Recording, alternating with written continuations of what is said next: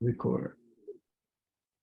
Well, welcome everyone. My name is Paul. As you know, we got Costas. Is it Civelos or Chivelos?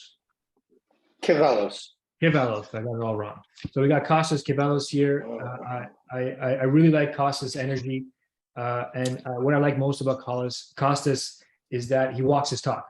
So not only is he helping investors, make great profits, make great ROI, and create wealth for them over the long term, he's doing the same thing. He's practicing what he preaches, and he's walking his talk. And I always like to have those kind of people on with us, because that's kind of my energy. And if you're going to give advice to people, I feel like you should be eating your own meals. You know what I mean? I think everyone kind of gets what I mean there. And I really like that about Costas. He's got a lot of experience from a different angle than I have. And that's why I brought him on here. So, but before we hear what Costas had to say, I want to share with you kind of my own little plan here. And, I see a lot of new faces here. And if you don't know me, my name is Paul.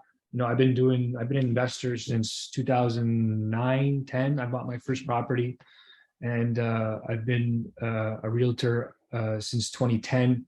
All I do is work with investors. I don't do the residential game. The whole realtor thing was born out of me being an investor and kind of wanting the best kind of representation. And I started doing deals for myself.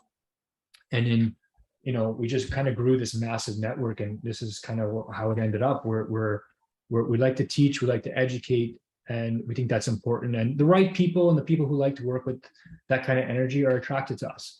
And that's how we roll. And we've built a big network and a big client base who often repeats investments, and we become like a small family, and it's fantastic. So when I do this research, I'm doing it for myself first, because I'm an investor. I have single family homes. I have duplexes, triplexes, fourplexes, sixplexes, larger multifamily. We're doing multiple different developments right now, from raw land to building 26 townhouses. We just finished building 18 townhouses. What else are we doing? Duplex conversions, triplex conversions. We have Airbnbs, short-term rental properties outside of the country. So, and all that stuff that we're doing internally helps us educate you guys, and helps shine a light to places that not everyone can be in at the same time, right? So that's the energy we're coming from with. And this plan and this research that I did for myself. Because like you, I'm asking the same questions. What the hell is going on here? Where are interest rates headed? Should I be buying? Should I be selling? Should I be refinancing? How is this all going to play, right? And the focus and what's driving my targets and my research is that my aim is to be a sophisticated investor. And what that means to me is that you're able to make money in any type of market. Everybody's a hero when the market's going up, right? We all know what that feels like. So when the market's kind of wobbly or, can't find itself, kind of like where it is right now, we still got to make money if we're real investors. And if the market's coming down, we got to make money.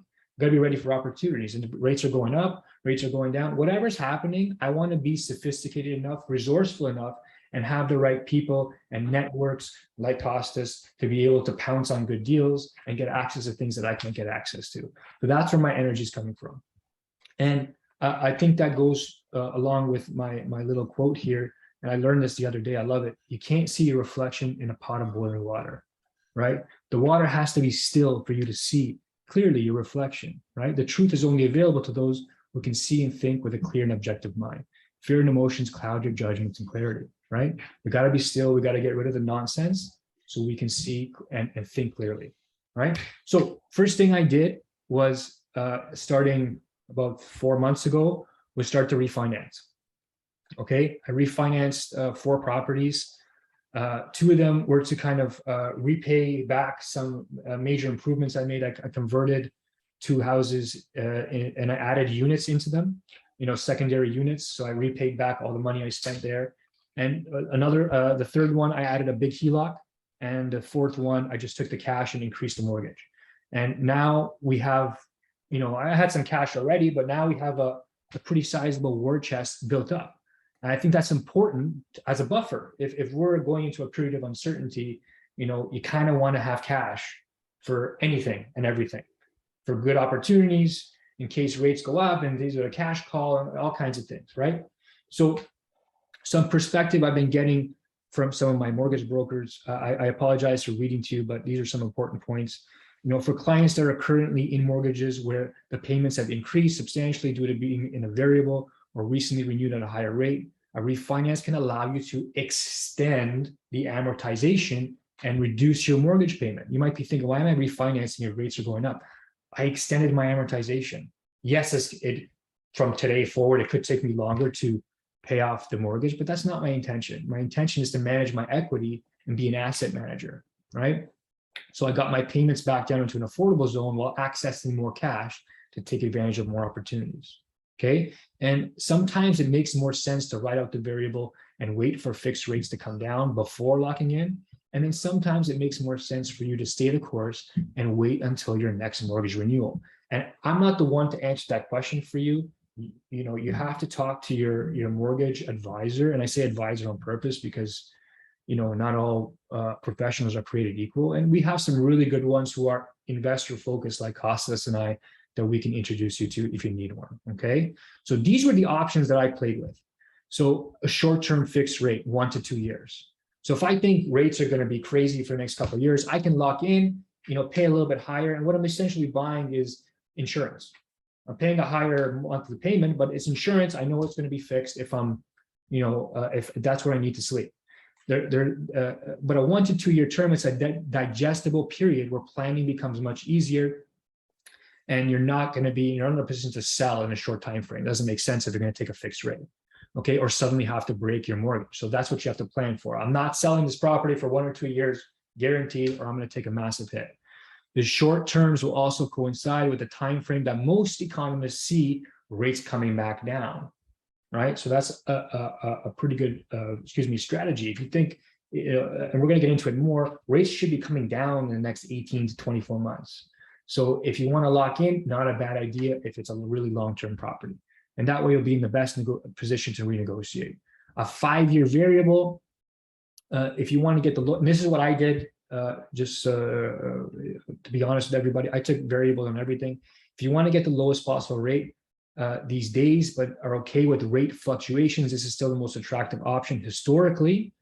With additional rate increases likely to come, you'll see the rate change, but on average over a 5-year term will likely do much better than locking into a 5-year fix. I think a 5-year fix would be absolutely insane, but something for everybody, which on average is sitting in the mid-5s these days. Okay, and you can get variable rates lower than that. We just closed a couple of deals and they were in the 4.5 range.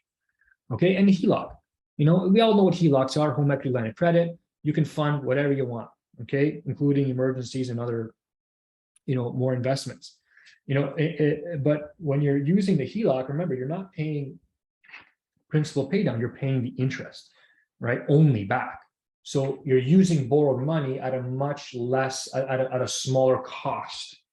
So it has its advantages. It's a tax write-off. This isn't a tax course, so I'm not going to spend too much time there, but the HELOC plays a big role if you have equity and you just want to unlock it. If I have 500,000 or 300,000 in equity, I can just unlock it with a HELOC, have it sit there and use what I need. Use 100, no problem, pay it back. Use 200, pay it back. And I'm only paying interest on what I'm using, and it's interest only. Okay, on a $500,000 HELOC compared to a mortgage, you're paying $800 a month less. All of it going toward interest and not principal. Okay, and it'll improve your cash flow in the short term. That's the point. Okay, I see a lot of questions. I'm going to race through this because and we'll take questions in the end because I want to let Costas hear what he has to say. Costas, I saw your presentation. You got this. One of these is the same, so I won't spend too much time here, buddy. But in the past 30 years, we've seen 6 periods of interest rate increases, and during those 6 increases, they ranged from about 1.25% up to 3.2%. Okay. Interestingly, all these hiking cycles average, some longer, some shorter, were 13 months in duration. We're currently 4 months into the cycle, approximately 4 months, and these 6 periods began a decline cycle on average 5.7 months after the last rate hike. Also, the average interest rate hike was about 1.95%, and the average decline was 2.85%, which I found very interesting because, like anything the government does, they overshoot like an elastic band, right? Overshoot too high, overshoot too low. Standard operating procedure, it seems to be. That's why you see all these waves, right? So, Costas is going to talk about the graph and the charts. And I'll say it's very important to remember that the current interest rate environment, although we have to deal with it now, is not long-term or permanent, and ultimately a coordinated effort by the Bank of Canada to ensure inflation is under control. I love that statement because guess who caused the inflation to begin with? We don't have to go there, but you know what I'm talking about. These rate increases will ultimately cease, and we'll then start to see some rate declines. We don't expect rates to drop to COVID levels, but certainly much lower than what we're currently seeing. Now, you'll probably see something like this on the news, right? To scare everybody. I love it. Makes me laugh. But if we just look at prime rates, and remember, there was financial crisis, right? All hell is breaking loose 2008, 2009. And we went from 3 to 2.25, our prime rate. And now, we fluttered around basically the same spot, a little bit up, a little bit down, and then bang, that's COVID. So look at the fluctuations, almost nothing. And since, in the last couple of months, we went bang all the way up to 4.75, right? And it seems like we're at record highs, but in reality, it's not even close. Okay, don't listen to the news. Look at this over 80 years, right? Prime rates averaged about 5%. So are we at record highs? Not even close. Not even close. And fun fact, 1971, what happened in 1971? Richard Nixon took us off the gold standard. And what the hell happened after money wasn't backed by gold and wasn't real money anymore? Inflation like crazy, right? Inflation like crazy. And then what happened is they printed billions upon hundreds of billions, and now we're into the hundreds of trillions of dollars. And now we have hundreds of trillions of dollars in global debt. So how do you raise interest rates all the way up here when you're paying debt on God knows what it is, $300 trillion? It's an unfathomable number, okay? So how much can they raise it, and how sustainable is it over the long term? Okay, keep that stuff in mind when you're playing the game. So 2, what am I doing? I'm taking advantage of rising rents. What's very interesting is that prices are falling in many spots from kind of artificial peak highs, let's be honest, but still falling, to be fair, but rents are through the roof, okay? Landlords are not stupid. You guys are smart. So if your costs are going up, guess what's going to happen? Rents go up, and that's what's happening. Rents are up 5, 10, 15, even 20% in some spots. So if you have a vacancy, make sure you're taking advantage of that. You have no choice. It's your business. You need to take advantage where you can, okay? And if you have the mindset that you're not in a space to be buying new properties or securing new investments right now while things are uncertain, I don't blame you. It's your business, and you need to run it the way you see fit. But maybe you might access some capital to improve the properties you already have, right? Why not add another unit to the basement, or take your duplex from a duplex to a triplex, or I do the garden suite, or whatever it is, okay? And it's also interesting, and it has to do with the cash flow, is many banks, and I'm going to explain this in more detail, are extending amortizations and allowing monthly payments to stay the same rather than automatically increasing payments with each rate increase. So you'd assume that if you have I'm just making numbers up, a $500,000 mortgage, and your interest rate was 2%, if it went up to 2.5%, 3%, 3.5%, 4%, every month your payment's going to go up too, right? Well, wrong. Okay, wrong. The bank isn't that stupid. They're greedy, but not stupid. You can't tell them, you can't assume that they're that dumb. Okay, if they started raising payments on every Tom, Dick, and Harry, $500, $1,000, $1,500, $2,000 a month as these rates increase, they'd have bankruptcies, we'd have a bank run, banks would go nuts, our economy would explode. Like, it's a serious game, okay? And I just left the bank yesterday, okay? I'm showing you this real time from CIBC. Delmar, one of my addresses. What they did is leave the payment the same, but extend the amortization of the mortgage in order to balance out the payment and leave it exactly the same. What that means is, when the rate was low, I was paying mostly principal and a little bit of interest. Now we're paying more interest, half principal. And if rate keeps going, they're going to leave the payment the same, and we'll pay more interest, and the least amount of principal. It's up to me to raise the payment if I want to, which nobody's talking about. Okay. The only thing you have to be cognizant about. Oh, I got to mute somebody here. Oh, there we go. We did it. The only thing you have to be mindful of is the trigger payment. And I didn't even know what this was until I did the research. This is for borrowers with a variable rate mortgage with a lender where monthly payments don't increase when prime goes up, what I just explained to you, and many of the banks are doing it, compared to an adjustable rate mortgage where your payments will move with prime increases. Many borrowers went into a variable rate mortgage to get the lower rate option, but stable payment of a fixed mortgage. Trigger payments have often been ignored, as we haven't seen such significant rate increases since the late 70s. The trigger payment is the level at which your regular mortgage payment no longer covers the interest portion of your payment and would require you to increase your regular payment to align with current rate fluctuations. Sometimes a lump sum payment could be required to bring your amortization in line, with the maximum. For some who have become accustomed to the regular payment, this could be a significant jump with all the increases we've seen this year. Check with your lender, right?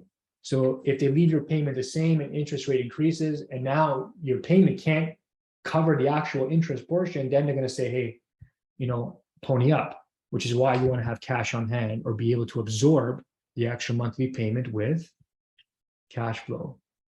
Okay, we're telling a story here. So, and I just showed you what CIBC was doing. They were telling me, hey, every mortgage you have, this one should be increased by $272.32 to equal the amortization you had before. They went through every mortgage and told me what you want. I said, thank you, give me that piece of paper, I need that. And I took it home with me. And I haven't done anything since. Okay, the third thing is be ready to score a good deal. Okay, both a cash flow type property and a good pre-construction project. Okay, and we're going to talk about why that's important. As demand falls, prices will stabilize and eventually reach an equilibrium between pricing, cash flow, and rates. Investors are not stupid. If we're going to buy a cash flowing property, we're going to make sure it cash flows. And generally, the minimum cash flow we're going to accept on the open market is somewhere in that 5 to 6% cap rate. I'm not going to explain what a cap rate is. If you need some coaching on that, I'll help you. But as rents are increasing, payments are increasing, prices are coming down, we're finding this equilibrium, and the market's going to settle, and it's going to be an opportunity, right? People are not going to know what they're going to do, and good investors are going to scoop up good deals. Okay. Demand in the GTA is unprecedented. We all know this. Canadian immigration levels and future targets, more importantly, are at all-time highs. Development, and Costas is going to talk about this, is not keeping pace. Whether it's Ontario, the Fed, CMHC, they're all calling for massive shortages. We're short anywhere 300 to 1.6 million homes, depending who's doing the numbers. And this is where pre-construction is going to come into play big time. Okay, said in a different way, we have 100,000 new family formations a year, and we only produce 70,000 units, and that's about to decrease. Okay, we're going to talk about that in a second. Okay, so we have high demand and low supply is baked into the formula every year. Never mind all the immigration that's coming in, right? So, and then global debt to GDP is 4 to 1. Okay, 4 to 1. That means, let's say the world creates $1 trillion in income, we have 4 trillion in debt. That's like saying Costas makes 100 grand a year, but he's 400,000 in consumer debt, not mortgage debt, consumer debt. All right. So if we don't have inflation, how are you going to create more dollars to pay back the debt? Okay, that's a perpetual debt cycle. That's what we have. So inflation is absolutely necessary to keep this rigged game going. And inflation always rewards asset holders. And if you're going to hold assets with cash flow are the best ones. Okay, at least I think. The opportunity is this. Well, everyone's freaking out about pricing in the short term. The sophisticated investor acts with confidence and takes advantage of buying opportunities while they can. Okay. As an investor, it's important to put things into perspective. Turn off the TV, please, God, turn off the TV and focus on opportunities that this will create. Okay. Prices likely to continue to soften in the short term. You can still line up capital by getting HELOCs and refinancing for sure. Banks don't stop lending. Remember, what do dogs do? Dogs bark, right? If the dog stops barking, the dog's dead. Okay. If the bank stops lending, the bank is dead. Simple. Okay. Banks lend. That's where their money comes from. So, and you can get a conditional offer. Did you know that? We're not doing multiple offers anymore. That game is over. No more 27 offers. So you can actually get a conditional offer and negotiate with the seller. It's amazing to see. And we're doing it right now. Okay. And you'll be able to buy hard assets that are hedging against 40-year record high inflation without, competing against 27 nutbags, making crazy 200,000 over asking offers. Okay. And quality pre-construction projects are going to be a massive opportunity. Okay. Relax. The sky's not falling. Real estate's not going to zero. Take a deep breath. Look for the opportunity. Okay. Sophisticated investors look at the fundamentals and not the headlines. This really reminds me of the 2009-10 crisis. And I was telling myself, don't watch the news, don't watch the news, don't watch the news. Listen to my coach, buy the property, everything's going to be fine. It worked. So don't be that person, right? We're all human. We all have feelings and emotions, but we got to regulate them if we're going to be investors. Okay. And what if we're wrong about real estate prices going up ever again? Well, at least you have an asset that produces income.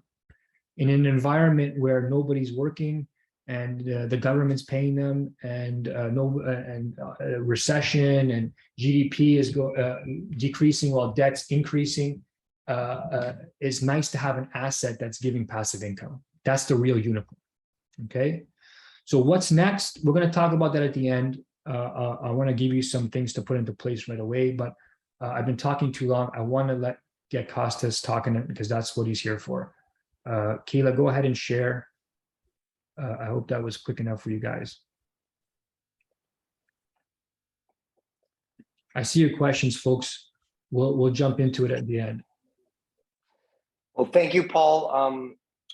Paul made a comment about similar people attract, and you want to work with similar people. Well, the energy you put out in the world, it seems like I got the energy back, and everything that Paul just talked to you guys about, I echo and repeat on every webinar and seminar I get a chance to do. I'm a firm believer in everything that he just stated. And this is a golden time to buy a pre-con. HELOCs are a way that many people have become real estate investors with the equity that they built up over the past few years. To touch on it briefly again, don't listen to the news. The news sensationalizes reality to attract viewers. It doesn't really tell you what's going on. And I'm going to repeat some of the same things he said, but go in a little bit more in depth and cover it from my own angle and tell you why pre-con has been the best way to make money in real estate. And I like to say that because I back it up with my numbers. We've been averaging 50% annualized returns on our deposit over the course of the build. And it's a way that I've established a great amount of wealth for myself and a lot of my clients. And we're going to talk about that. I'm going to get into a brief introduction. This is the one part that I don't really like doing. I got to almost tell you who I am. And at the same time, it sounds like I'm patting myself on the back, but I want to let you know why you should give what I say an opportunity to sink in. So I'm the founder of First Access Condos. I've been in the real estate game over 12 years. I'm an avid pre-construction investor. I've been selling pre-construction exclusively for over 6 years. Time flies. I work for the largest independently owned brokerage in the country. We have close to 6,000 agents. I was #1 in 2021. I have over 1,000 happy clients, over 1,000 condos sold, and we sell a lot more than $100 million in real estate every year. So you could say that I'm probably an expert in the field, and I think you should listen because I've made a lot of people a lot of money, and I think I can do the same for you. So pre-construction is a little different than buying resale real estate. And we'll talk about that after, and I'll break it down the differences. But what I really want to do is jump in and tackle the elephant in the room. So everybody's talking about interest rates right now and where they are and how they're going to skyrocket. And my dad was an investor back in the early 80s, and I heard horror stories of 20% interest rates. And just to put your mind at ease, everybody, they're never going to come back down. There's too much money circulating in the world. There's too much money printed, as Paul touched on. And that is basically a horror sci-fi flick from an alternate universe, those 20% rates. We're not going to see them again. But what I want to talk about is interest rates. And when you learn your past, you can prepare for the future and be ready for today. And I'm a big student of history and war because I think it applies to business. And when it comes to investing money, you really should know what has happened over the previous decade, 2 decades. And because there's really a cycle that we see. And when we look at the Bank of Canada's overnight rate, when we go back 20 years, we see, like Paul mentioned, we've had 6 significant rate hikes. And every time the bank raised the rate, okay, over the course of the next 12 to 18 months, the rates came back down.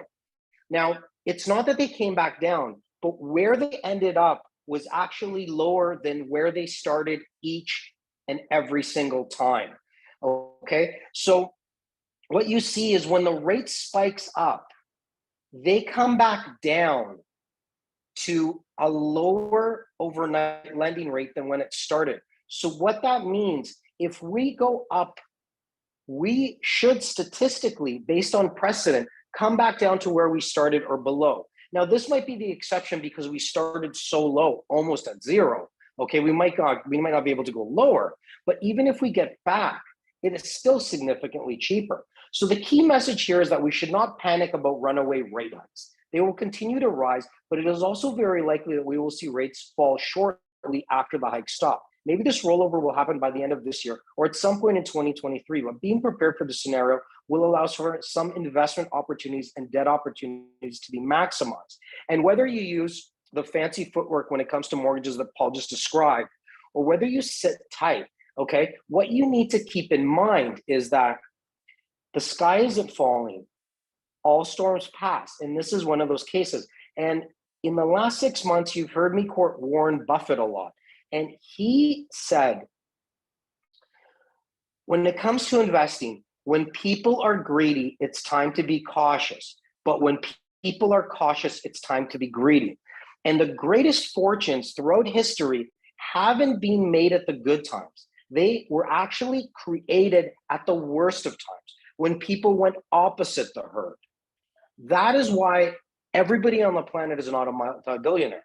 Because if everybody does what everybody else does, that's when success is not attained. It's the people that have basically the know-how through education, listening to people like Paul, myself, and others that are considered experts in the field, but they also have, in part of the term, but they have the balls, the kahunas, to actually go against the crowd. And that's when you see you'll make money. So if we look at condo sales, okay, over the past almost 10 years again, you're going to see that this year we're at the 10-year average, okay? So even though everybody's talking about how sales volume is in the dumps and it's in the toilet and no one's buying anything, if you look at new condominium apartment sales, they are at a 10-year average. So we've already seen 2 significant steps of misinformation by the media. We saw one about them talking about rates, but have you not heard, because I haven't heard it, but maybe you have, but the media has never once said that up until the last rate hike, we were at the level of interest rates that we started COVID with. But back then, nobody was talking about it because the media wasn't promoting it. And they're also talking about sales volume and no one's buying anything and this and that. But if you look, we've sold the 10-year average, actually surpassed it for new condo sales. So the Greater Toronto new condominium sales totaled 6,792 units in the second quarter, declining 19% from the first and 24% year over year, but remaining above the 10-year average of 6,300. Activity was supported by the launch of 9,900 new presale condos in the second quarter, which represented the third highest volume of new units brought to market on record, exceeding the 10-year average by 43%. So this year, if it wasn't for the Bank of Canada finally doing something about interest, because as Paul said, we don't want to get into this, but we know that the government caused this inflation and the bank did not do its job and actually act during COVID. But when they finally did, we were on track to have the most units sold ever in a year in the GTHA. And a little known fact for food for thought for you guys, we sell more pre-construction product in Southern Ontario than any other region of the world. And there's a reason for this. The absorption rate for new projects launched in Q2 declined 57%, down significantly from 81% recorded during both previous quarters and in the same time last year, but only slightly below the 10-year average. So now we see that condo sales actually slowed. So they didn't get absorbed by the market. And what does that mean? We'll go to the next slide.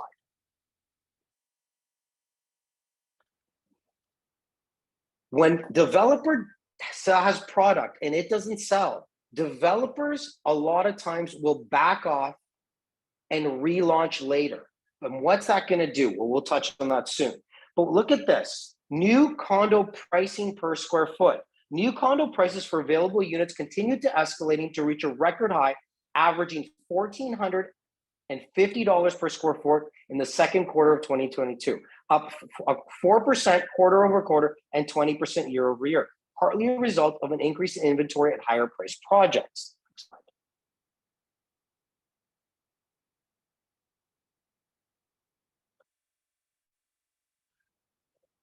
But why are these prices coming up? See, a lot of people, and everyone's got an opinion, we all know what they're like, but a lot of people, you're going to hear a lot of the noise telling you that pre-construction product's going to come down in price. Now, in the last 12 months, we have seen rising construction costs. Construction costs are up 20% this year alone, labor shortages, massive increases in development charges. The City of Toronto City Council just approved a 49% increase, higher interest rates that developers have to pay, and lengthy approval times, okay, at the OMB and at City Hall. There appears to be little room, if any, for new condo prices to adjust or lower. Now, I speak to a lot of developers firsthand, and they ask me for my opinion before they actually purchase land to build. And I help them with their pro formas and stuff because I can forecast what I'm going to sell them. And I'm telling you that prices cannot come down. They're only going to go up.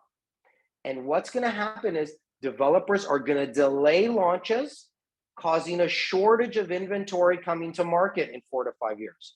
And we all know when a demand continues to increase, but a product becomes even more scarce, prices go up. The mild decline in condo resale prices, which decreased 4.9% from a high of just under $1,000 in square foot in Q1 to $940 in Q2, and still at low inventory levels, aren't creating urgency for price reductions. So unlike 2017 in the low-rise market, when we saw a price correction because sellers flooded the market again, caused by the media saying our bubble was going to burst, and we've never been in the bubble. For educated people like ourselves, we know that it's strictly supply and demand. Currently, a lot of people aren't selling. And if they don't get the price they want, they back off and they rent it. So that means prices are going to stay stable, even through the next little while of uncertainty. So what has happened where prices aren't really coming down? Instead, the main way projects have reached the slowdown is by canceling or delaying their plans to launch. At the beginning of the year, okay, we anticipated 35,000 new condo units to launch, and close over 80%, we said the historical average, we're going to get absorbed / sold. In the first half of this year, close to 16,000 units launched, with less than 10,000 units expected during the rest of 2022. This leaves us 10,000 units short, and these units will be put on the shelf, further exacerbating the scarcity of real estate in our region.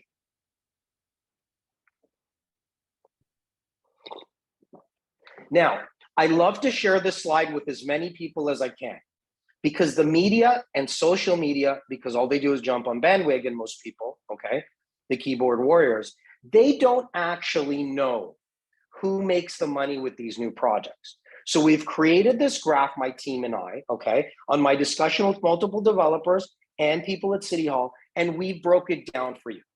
And the reason this is important, imperative to have in the back of your mind, is when you're investing money, you need to know all sides of the story. And now we're going to see here if really development prices are going to come down for new development. Prices, will they come down?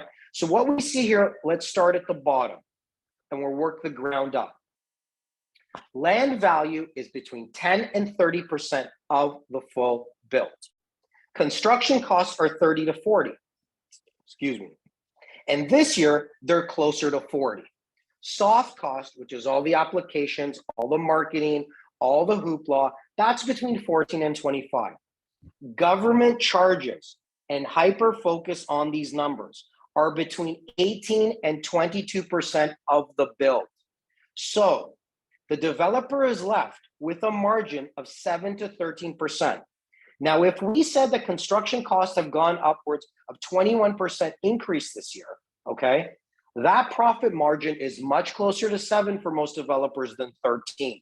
So how are you going to build and drop prices and bring your margins even lower? And any of us that has done construction knows there are always unforeseen expenses. A project is not viable if the margin goes too low. So they have no meat left on the bone, and that's why prices will not go down. But let's look at here. Who has both hands in the cookie jar up to their shoulders? The government. An average condominium price of $750,000, the government gets $160,000. So let that be food for thought. And what they've done is they've increased development charges by 49%. They brought in an archaic form of housing assistance called inclusionary zoning, which is going to start destroying affordability for everybody who's not already set, with new applications starting September 23rd, and making everything more difficult. The government doesn't care about affordable housing, and the government doesn't care about you or I. The government cares about getting their money, and they are going about helping people in the worst possible way ever, because they're not helping people. They're killing affordability. They're going to make it near impossible for new families to get into the market, because with our calculations, for these buildings that have an inclusionary zoning component, it's starting at 5% of your building for the first few years, then it goes 10, and then it goes up to 15. But at 5%, that'll increase the average price of a unit by 8% overnight. And with the average rent of a one bedroom in the core of Toronto, well north of 800,000, you're looking at 64 to 85, that's my figure, $1,000 more overnight for projects that have this inclusionary zoning component. That also is going to be coupled with a 49% increase in development charges. Now, how is the government making it more affordable? Next slide, please. Now, we deal with investors, Paul deals with investors, and the vast majority of my clients are investors, and I'm an investor. So when we look at the uncertainty that's happening today, okay, and when I ask myself, where am I going to put my money? Well, throughout history, you should invest in a need, not a want. Something that's a requirement, not something that's trendy. Something that will stand the test of time. And if someone will need it today, and someone will need it tomorrow, and someone will need it 10 years from now. And what is there really a need in our region? And that's housing. We have huge shortages of housing. RBC a couple of years ago said we were 26,000 units short. CMH said we were 32, okay? Now, why is this? These are 1,000 units short a year. Now, because of that, and because anybody that drives in Toronto knows that our infrastructure wasn't designed for this many people, knows that Toronto is a traffic nightmare and is getting more difficult to get around. And we all know that the government can't even build a subway in 10 years because Eglinton's still a disaster. So we really are going to start seeing a shift to people moving closer to work, living where it is convenient. And that is why we're seeing condo booms, okay? So I've decided that pre-construction, when I've done all the research, is the best way to go. Now, we said that pre-construction condos in general, okay, are a good investment and that they're not going to get cheaper for the other reasons I told you. But let's talk a bit about immigration as well. There's a 2.7 million person backlog to get into our country. That's 2.7 million people in queue. Over half of them want to come to Toronto or are going to try to get here. Okay, that means we already have 200,000 people a year coming to Toronto. Now, if you look at the numbers the city gives you, they're going to say, oh, in the last couple of years, we're the #1 destination in North America, just beating out Dallas, Fort Worth, and we had 137,000 people a year coming to the city. Did we? Yes, but that's from out of Canada. We also have close to 20,000 people coming plus a year interprovincially, and we have 100,000 foreign students coming to our Greater Toronto Hamilton area every year as well. So we're close to 250,000 new people every year. How are we going to house these people? Well, the city can't really build because of geographic constraints like the lake and government imposed constraints like the green belts. So we have to go vertical. The future is vertical, it's density, and that's where condos come in. Well, let's get back to that a little bit later. As we have explained, interest rates are cyclical. By the time the projects launch, so by the time the projects are completed and you need a mortgage, rates will be back down. And that's for sure. Now, it doesn't matter who you ask, but unless you're the government of the United States and you just change the definition of a recession to suit your business model, okay? Recessions are 2 consecutive quarters of stagnated or negative economic growth, okay? What happens is the Bank of Canada is increasing rates to combat inflation. What that'll do is push us into a recession. A lot of people think we're already in one. Once we have 2 rates of negative growth, then the bank will most likely start lowering rates to increase, to create growth again, to create business, to basically kickstart the economy. And like Paul said, the government has a rubber band and it just flings it. And it doesn't stop where it wants, it overshoots. And that's basically what they did. And I'm quite happy that they raised rates by 1% because that'll bring this to an end even quicker. As sales volumes decrease, we see an inverse relationship with rents. A slowdown in overall sales in the next few years will cause rents to catapult in the same time frame. By the time the pre-construction units come to market, rents will be at levels never seen before. So yes, prices are expensive. And a gentleman asked me about rates and rents and cash flow. Well, listen, the days of making substantial cash flow monthly from condos in the GTHA are gone. These are not cash flow purchases. These are capital appreciation purchases, and they need to complement cash flow purchases in your portfolio if that's what you're looking for. But like all the other major metropolises in the world, a lot of those places, including Toronto, they're capital appreciation plays. So what do we see here? We see population increasing at never before seen levels, further exacerbating the housing shortage and demand. We see interest rates being cyclical. With projects closing, rates will be well below where they are today, okay? And we see rents rising. So this is the perfect storm of opportunity to buy pre-construction. As development charges, construction costs increase, and the introduction of inclusionary zoning, developers will have no choice but to raise prices, regardless of market demand. We forecast that inclusionary zoning will increase prices by 8 to 10% overnight. Remember these. I'm repeating this stuff because these are buzzwords for us to remember. Development charges have already increased by 49% in the city of Toronto. These increases will raise the price of pre-con, pushing more buyers to resale, which will further increase resale prices until pre-con becomes attractive again. Either way, by the time your condo is built, everything will be more expensive. So listen to that, and I'm going to repeat it. When inclusionary zoning comes in and development charges increase, pre-construction is going to skyrocket in price. It'll cause a shock to the buyer pool. People will say, I can buy resale. And yes, you can. But a large portion will start buying resale. Because people are closed-minded. They see today, they see tomorrow, but they don't see a month down the road, a year down the road. In our type of investing, it's 4 or 5 years down the road. We have the gift of foresight, okay? So when a large section of pre-con buyers, because money can't sit still, because example today, you're gonna lose 10% of your money if you keep it in the bank year over year. It's value. So this money needs to be invested. So people are gonna buy pre-con, they flood the resale market. This will increase resale demand, fixed supply, it'll skyrocket resale product. In the meantime, if you buy a condo today, it'll be ready in 5 years. By the time it's ready, resale will have skyrocketed. That'll benefit your pre-con purchase because people will start buying pre-con again. And by the time it's ready, prices have skyrocketed. There is no way else to cut this pie. Our prices will increase because we have never been in a speculatory bubble. We are a supply and demand-based real estate economy, and we can't build it close fast enough.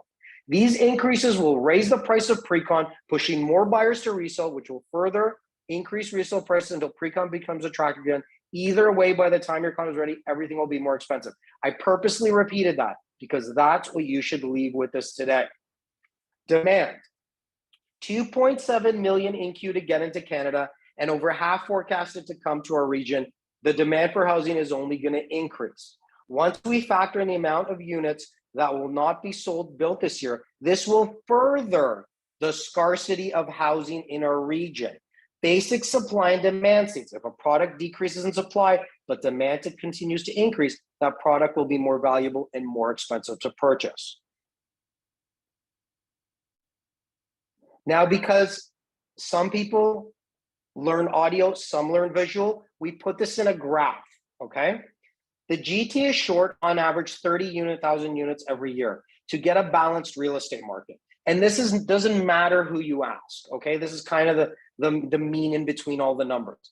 The demand will far exceed the supply within the next 5 years from now when these units don't get sold and don't get built. We'll have less product coming to market. So by the time the market picks up again, I don't really think it's going to be gangbusters in the fall because we need to see 2 consecutive quarters of negative economic growth. But as soon as rates come down, as soon as there's a blip on the downward side, the market's going to explode, okay? But this year for sure, we're going to be 10 to 15,000 units short being sold. So when you add the year over year lack of units, okay, that we can't build because we don't have the construction companies, we don't have the government that's willing to do it, they just don't get done, okay? But when you add those and then you further make it worse by 15,000 units being short 4 to 5 years from now, imagine what your new pre-construction condo will be worth. It'll be worth its weight in gold. Now, I know there was a lot of information, and we're going to talk a little bit more after about how you invest in pre-con, how it differs. But now, before I bore you guys too much, okay, I want to talk about some quality projects that are currently selling and one is about to sell. These projects I handpicked. We sell over 40 different pre-construction projects a year in my team, okay? Over 40. I picked 4 to discuss with you today. Now, this project is not selling yet. This is going to start selling mid to late September. It is being built by Reserve and Capital Developments, and it is those 2 great companies' flagship project. I currently own condos in 2 capital development projects. I am the person they call when they are looking at land. They are redeveloping Yonge St. Clair with the Weston family, and we've all heard of them. And Whittinghouse, their Weston family's real estate division, I was the only realtor called in to talk to them about what I think would do well and complement the area and sell well. So I know the ins and outs of this company. I put my money where my mouth is. I walk the talk and I buy there. And this is why I started off with this one. This is going to be a flagship project, the likes of which are very far and very slim pickings in our country, projects like this, and basically North America, okay? It's located at 8 Elm Street. And for those of you that know or don't, this is on just at the corner of Yonge and Elm, which is situated between Gerrard and Dundas. Now, when it comes to investing in First Access Condos, I have a checklist that I vet projects before we sell them. Over 100 projects approach us every year to sell, and we choose about 40. So 1 out of every 2 doesn't make the cut. The reason we screen these is so that you don't have to. But our checklist basically goes as follows. Is there proximity to transit? Is there education, higher education near you, or employment hubs? Okay. Is the developer reputable?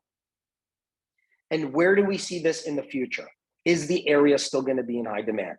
And this project checks all the boxes. It's on the Line 1 subway, the Yonge Line.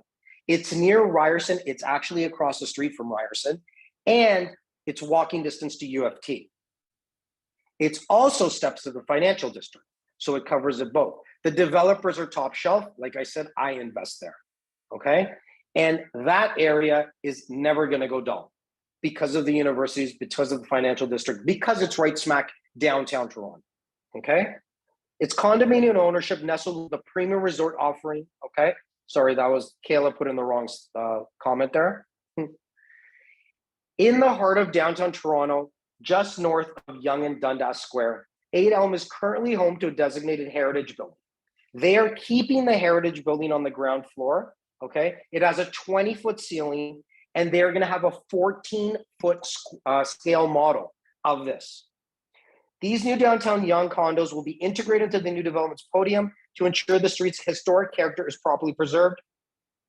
It is well served by transit, 100 transit score, steps from Dundas Station, 2 24-hour streetcar lines running east to west, across from Ryerson, minutes from UFT, short ride to OCAD by transit, okay? There is 1 condo on Yonge Street that launches for every 100 condos that launch in the city. And that's the truth about it. Land on Yonge Street is very hard to come by and assemble and build something like this. So when you buy anything on Yonge Street in the city, you are buying the elite. And this is what it is. I would love to say that I had input on the design, okay? It is not your glass box in the sky. Almost every unit has a balcony. There's beautiful brass exterior, and the material that it's chosen does not change color, and it handles the elements extremely well. It has a curved section on the ends. It is a beautiful building, aesthetically pleasing to look at, and it'll stand the test of time. And every expense, okay, has been considered, and they're actually not building this solely to make money. They're making less profit on this because it is their flagship. This is a building where 2 developers that are highly successful got together and said, let's build the best we can build. And that's why I'm buying in this myself.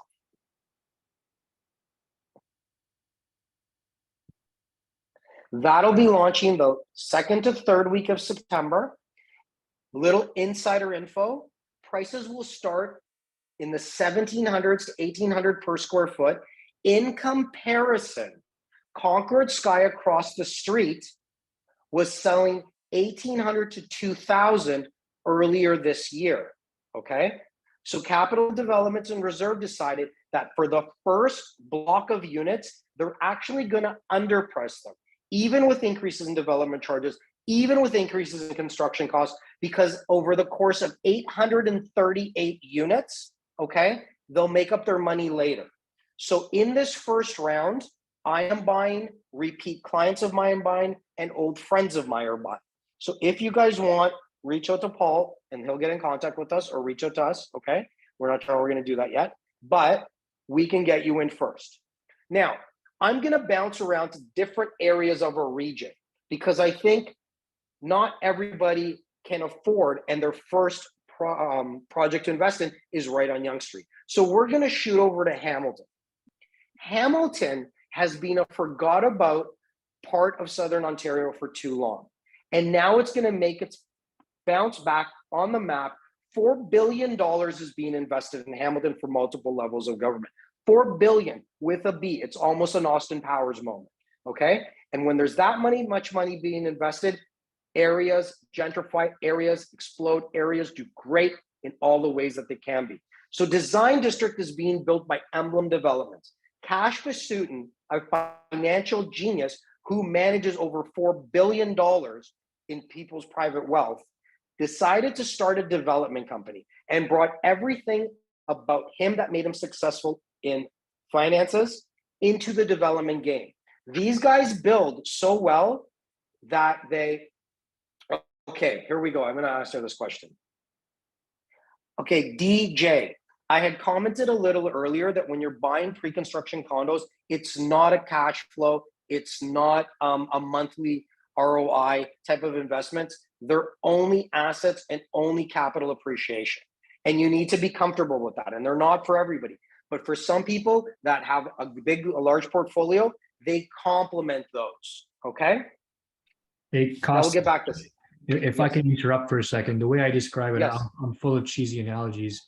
And think about it, if you were building a house, you need lots of different tools, but you're not going to go to Home Depot and buy 100 hammers. You only need one, right? So pre-construction and the right kind of projects, they are tools in the toolbox. You can't buy all duplexes and all certain types of assets because you pigeonhole yourself. When you need the right tool for the right job, and if you have cash sitting aside and you can do multiple different things, this plays a role for you.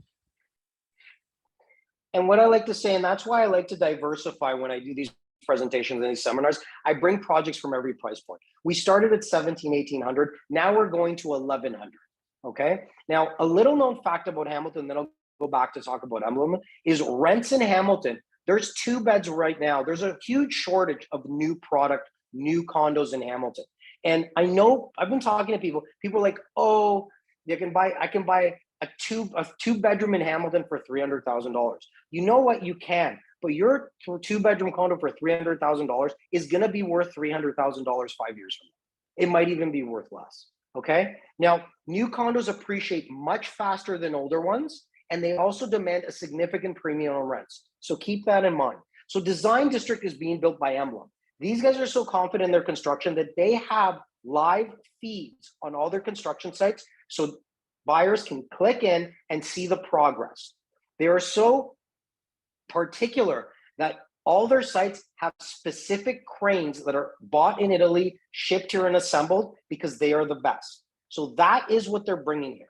So let's go to some pictures, Kayla, and show us some of this beautiful project. Okay. Now, when you think of high-end designer lobbies, you think of Yorkville and areas like that. 8 Elm is going to have that. This project in Hamilton, its lobby furniture is designed by Louis Vuitton with a $500,000 budget for each of the 3 lobbies. Okay. And Bertie Felick, which does the interiors of world-class hotels, like the best of the best, they're doing the interior design. So what we're getting in Hamilton for slightly more than other projects is we are getting the landmark project in Hamilton for at least the next decade, at least. And I guarantee you that this will demand a significant higher rent than any other building in Hamilton. Okay. Next slide. Now, when we talk about transit, we don't really think that much about Hamilton. We think about Toronto, but they have a brand new LRT coming, steps from Design District, and it's only a few stops from McMaster. So remember I said transit, education? Hamilton is also number 4 for tech talent in Canada. That's a little known fact. So there is some very high paid tech people there looking for places to live as well. So it's not the steel town that we grew up thinking it was. 3 minutes to the Hamilton GO Center station, 3 minutes to the West Harbour GO station, 2 minutes to the new LRT. Okay, that's drive time. And these are all within a 10-minute walk. 97 walk score for this project and a 93 bike score. Continuing the path of condo living, making everything within walking distance. 3 towers, over 900 units. Go on, Kayla. Now, that was Hamilton. So remember, if you can't afford for your first purchase, or it doesn't make fiscal sense to pay $1,700, $1,800 a square foot, and it doesn't work for all. I don't usually put people in that project first, unless they're high net worth individuals. I would put them in something smaller, smaller in price, where there's greater room to appreciate. Think about the 8 Elm building being like a blue chip stock.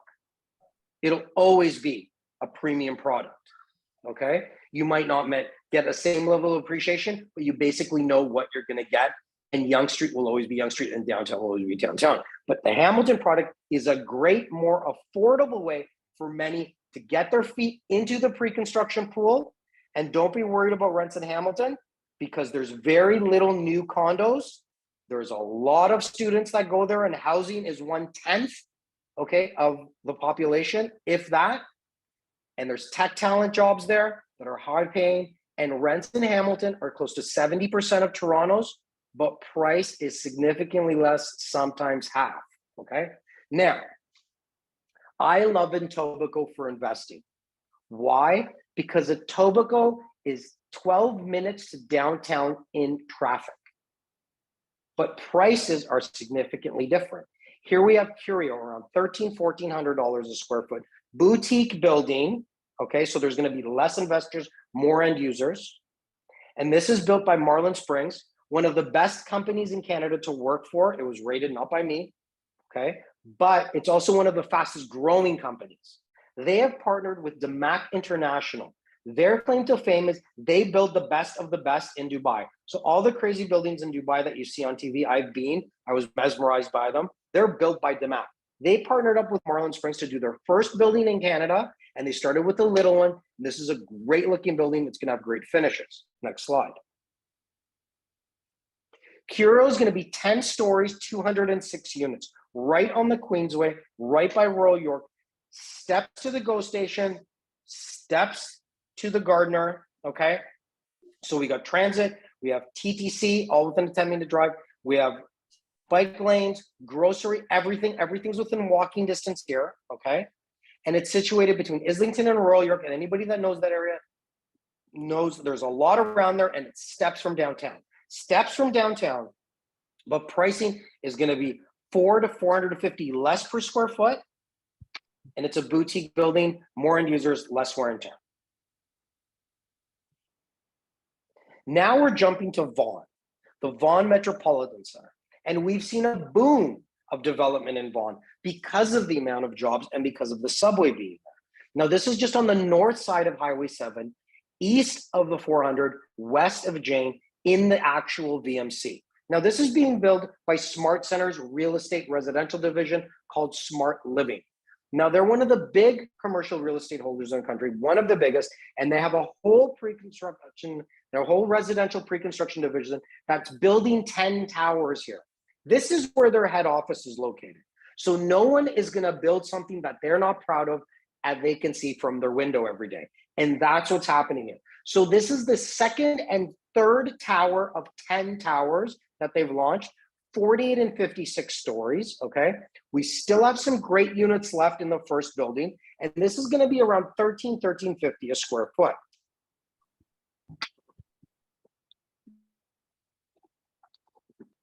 These towers rise above the premier 9-acre Central Park, only steps from the VMC subway. Smart VMC is a master plan and pedestrian-focused dynamic urban development comprising over 100 acres and 20 million square feet. This is not a small project. This is massive, okay? When you move into this, it is redeveloping an area. Now, I know Center Court has some 5 Transit City buildings that they built. This is gonna be the Toronto, north of Toronto, by the time this is done.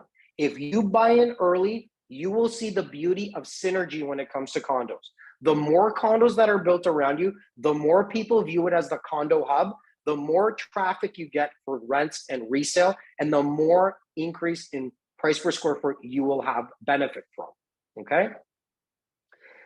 Smart VMC will eventually be home to 45,000 residents. And the newest hub offers dining, culture, recreation, parks, open spaces, and more. It is a true master plan community, and the livability is very, very high. So remember, what these master plan communities are doing, they're creating cities within cities.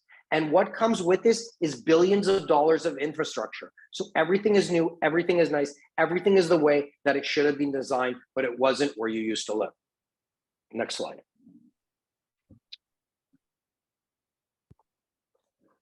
So Paul, is there any questions that you may have, or should I answer some questions, or should I talk about how it's a little different to buy this than the usual? Very impressive, Costas. I love it. I liked everything you had to say, and the projects are fantastic also. I know I sound like a salesman, but I can't help it. I was impressed. But let's answer some questions. Okay. Feel free to unmute yourself, people. This is don't be shy.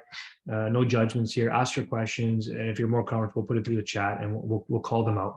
So we'll hang out here for a bit while you kind of deal with your questions. I think a common question is going to be, how can people get more information about some of these projects and get in first and if they want to line up for some of these units. And we didn't talk about it too much, Costas, but I think we can give you guys a list of all the people who registered, so we can make sure Okay. they get first access if they're interested. And then we can share some of the information when you guys have it ready. Would that be fair with everyone? Yeah, that would be great on our end. What you're gonna my staff member that speaks to specific people that we want to talk or want to prioritize name. Her name is Ashley, and she will be contacting everyone. We'll start with an email. We'll do a follow-up call text. Listen, I want to tell everybody this. Pre-construction investing has done wonders for my family. It insulated me from a very expensive divorce, okay? One that would have destroyed most people. It actually insulated my former partner, my former common law wife, the mother of my children. I was really happy that it was able that we could go unscathed, essentially, okay, from the investments that we had made. And I've made a lot of people a lot of money. And I know it's not right for everyone, but Paul had a great analogy in the metaphor of it's a tool in a toolbox. And everything has its time and everything has its place. And if you don't really need cash flow and you can start buying hard assets for capital appreciation, there is no better product, no better vehicle in real estate for your money than pre-construction. And we've seen those numbers. These are numbers that we've benefited from ourselves personally and our clients. And over the past 6 years, we've seen increases like based on your deposit, 50% annualized returns. And these numbers are real. And you know, this is not the stock market where somebody across the world who has more money than you can even imagine decides to press a button on a keyboard and destroys your stock. That doesn't work like that. There's safeguards in place. We're the safest place to invest on the planet. That's why we sell the most units. And what I'm going to do now is I'm going to go into some questions. Okay. I'm scrolling through here. What do I think about investing in Calgary? We do some business in Calgary.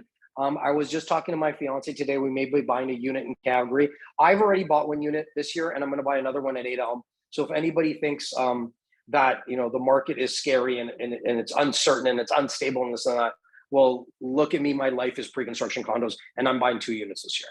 Okay, and the second one, the first one is no brainer, but the second one I just can't pass up 8 Elm. So Calgary, great idea. I was talking to my significant other about it. We do some business in Calgary. Costs are a little bit lower. The reason I was staying away from Calgary for a while is because it was usually tied with the oil markets and it was very volatile, but you're seeing significantly changes in the demographic of their economy. Okay. And I think it's stabilizing. I think it's doing really well. That was a great slide. I have a question, and maybe it's unsophisticated because I'm not a huge pre-construction guy. I've done a couple in the past, and I've certainly built them. And I have 2 coming, one in Burlington and one in Oakville. But both of them are in kind of 800 to 900 square foot. And for me, just in my own head, like that's like a comfort zone for me. And I'm just being honest, like it's hard for me to fathom. Holy shit, 1,200 square foot. How do I make more money on that? You know what I mean? What you need to do is first you need to eliminate yourself from being in a place where 800 to 900 square feet is comfortable, right? Now, you need to look at the rest of the world. And a lot of people are coming here from areas in the world where 300 square foot units are quite common. Okay, we haven't reached that level yet, but we do have some, but the bulk of our buildings aren't considered studios or junior 1 bedrooms, which don't actually have a bedroom in 275, 325 square feet, right?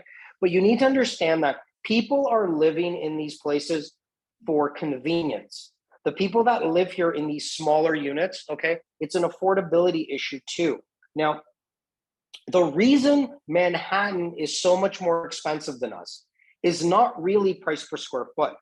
It's because the bulk of their units were built when 800 square foot 1 bedrooms were the norm. Mm-hmm. So their 2 bedrooms were 2,000 square feet. Yeah. Here, because we're a newer city and we're building things newer and recently, it's all based on price point. So you have to eliminate, when people say, what's the best unit as an investor? I tell them the smallest 3 bedroom you can get your paws on near a university. That's right. Because if you can get an 825 square foot 3 bed and you can rent it out to 3 international students whose parents give you 1 check for the year, then you're making $40,000 a year cash flow. So to answer your questions about cash flow, I know how to make cash flow with these, but not many people can wrap their heads around it. But if for those of you that have the bank and want to make cash flow, I will make you $30,000 to $40,000 a year cash flow on a condo, and it's happening. It's not rocket science, right? But for the majority of people, you go ahead. No, I think for a lot of people who are strictly cash flow based, we forget that other assets provide other advantages. And I think a big one too, for example, like those condos in Vaughan, and we got one of those. And you know what I was thinking, my main driver for that one, it wasn't even profit. I knew I'm going to make money in it eventually. And it's not a case of if I'm going to make money, just a question of how much I'm going to make in a certain amount of time. But it was driven, family driven. I'm like, I got 3 young daughters. I mean, if I don't buy these kids a house now, where are they going to live in 10, 15 years when they move out? And, when I'm teaching a class live, I don't mean to sound crazy, but I'm sick of doing Zoom. I want to see people in person. I always poll the room. And I'm like, who's got kids here between 15 and 20 years old? And, inevitably people are going to put up their hand. I'm like, hey, you buddy, like, what are you going to do when little Johnny wants to move out? Where's he going to move? In Oakville? Are you going to buy a house in Oakville? No. You buy a house in Burlington? No. You going to buy a house in Mississauga? No. Is he going to buy a house in Hamilton? And we used to say, yes. Oh, Hamilton's the place. Now, no chance. You know what I mean? So I'm thinking ahead of time and like, how can I secure assets for my family when they're not going to have a chance to do that? And it was just a different advantage that I think a lot of people resonated with who have families also. Interesting.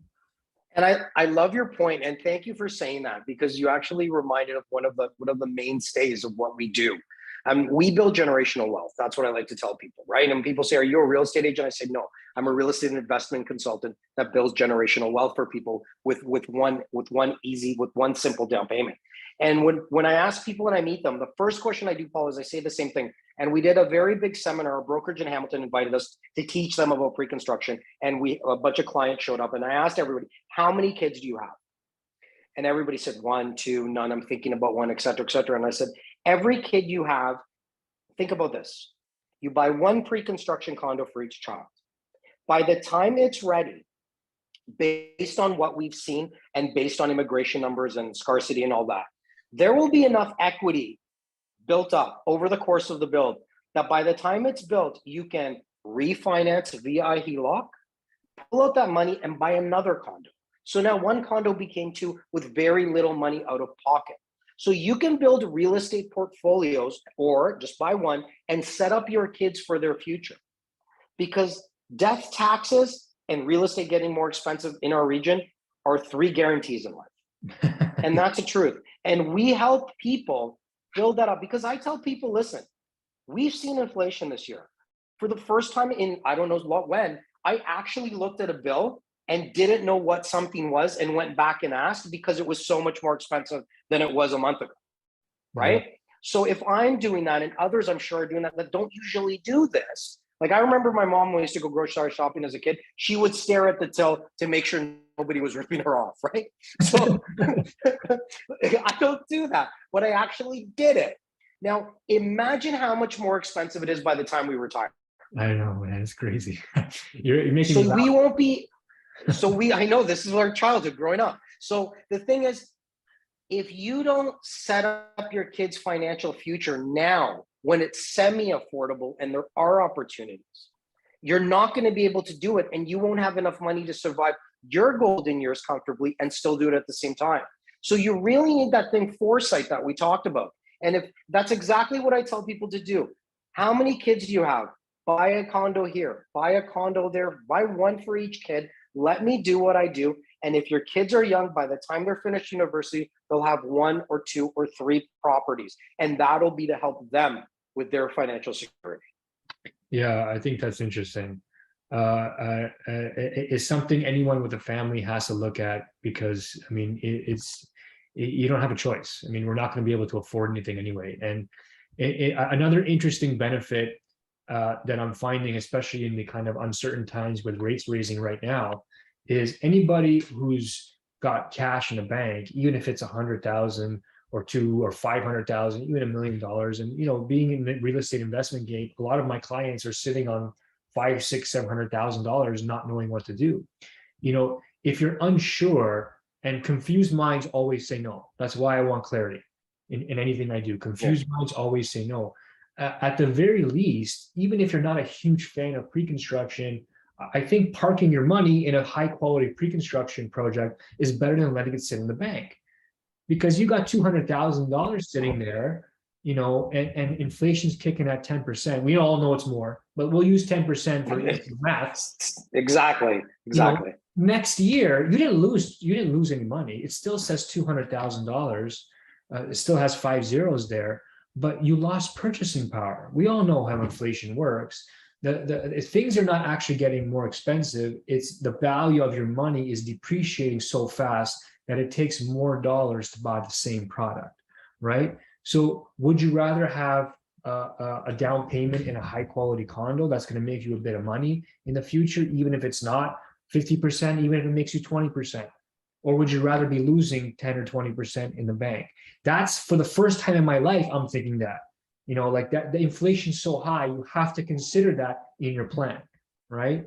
So and you know what, and that's the same way. And I got to chime in there and agree with you, because buying it, I bought a condo outside of Toronto that's by a ski hill and stuff, because I used to ski a lot when I was younger, and I don't have anything, a cottage or anything like that, right? And I like where we bought it. It's a 4-season resort, so I think it's great because I have young twin boys and a stepdaughter the same age.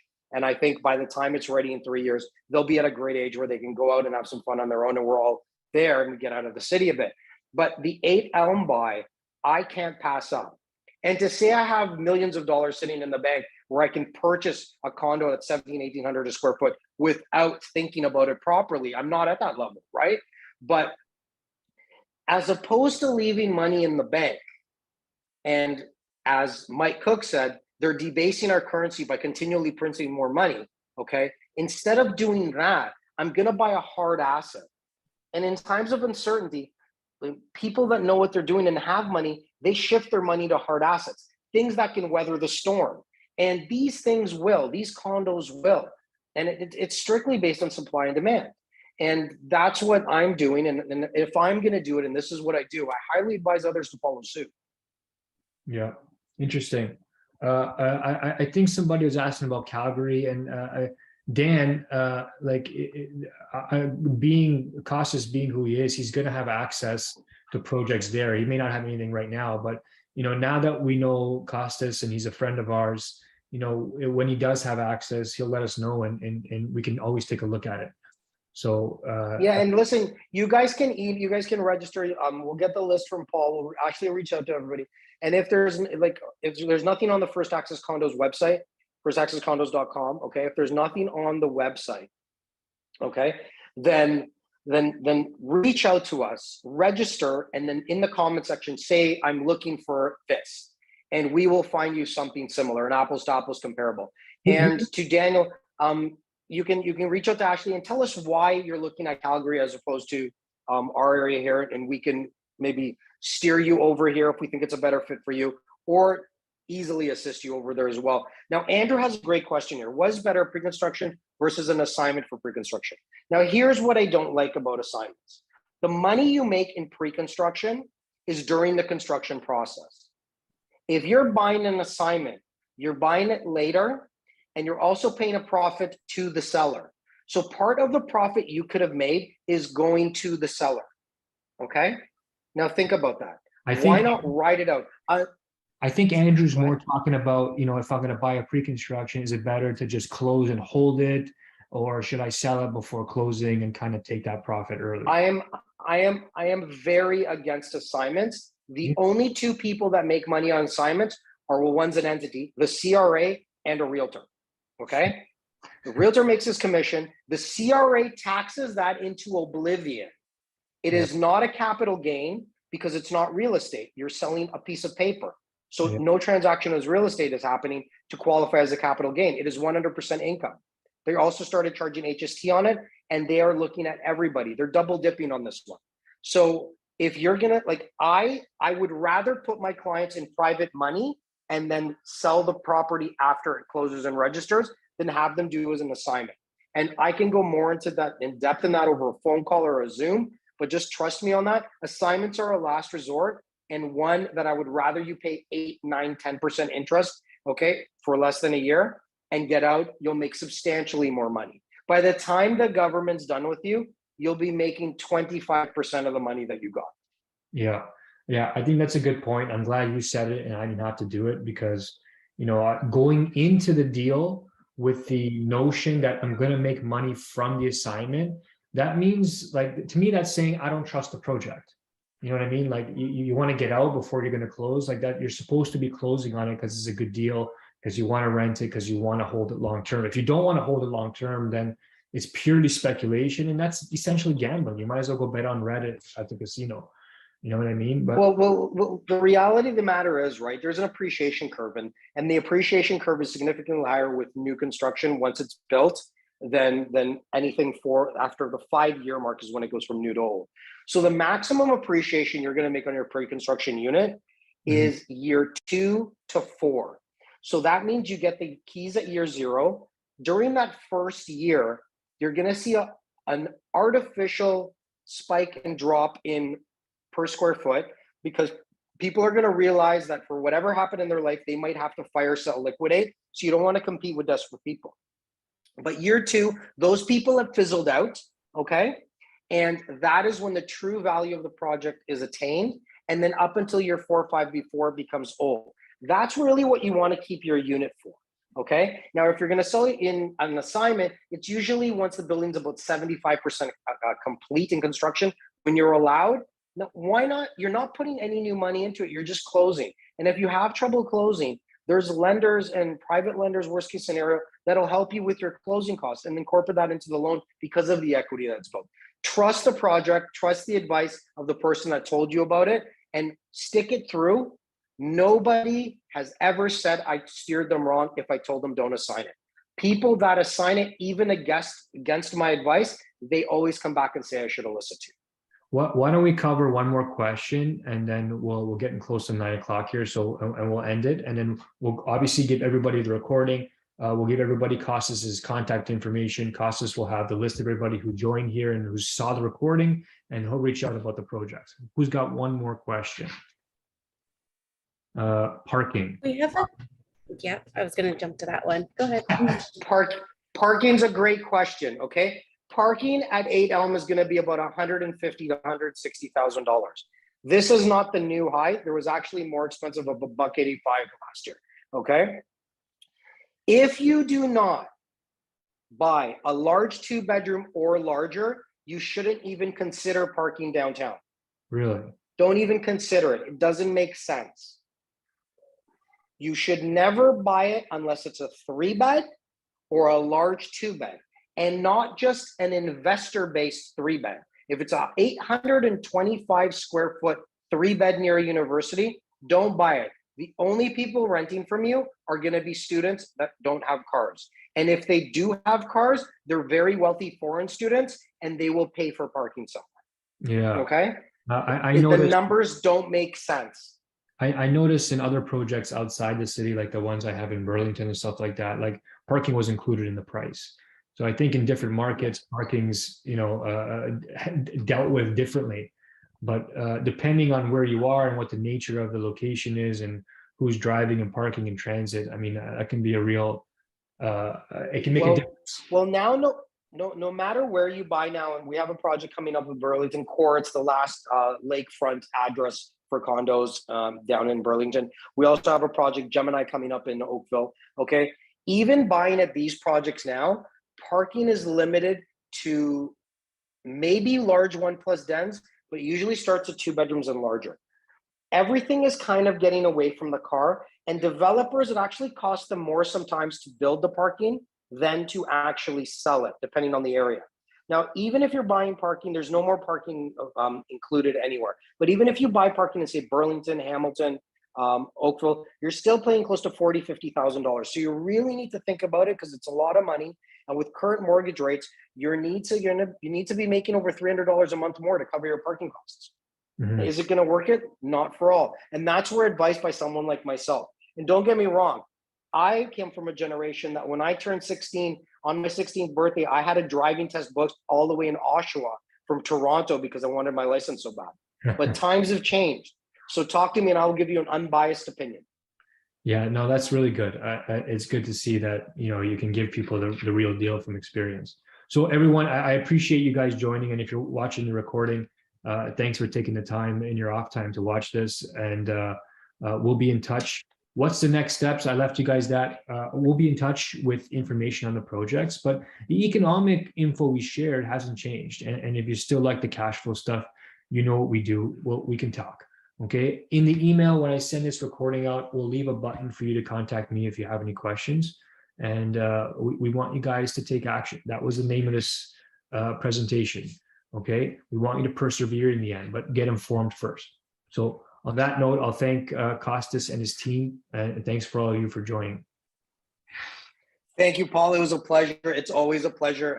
Any chance I get to talk to someone that has the same ideology and the same train of thought, it's just, we complement each other today with synergy, and I hope everybody will benefit from us.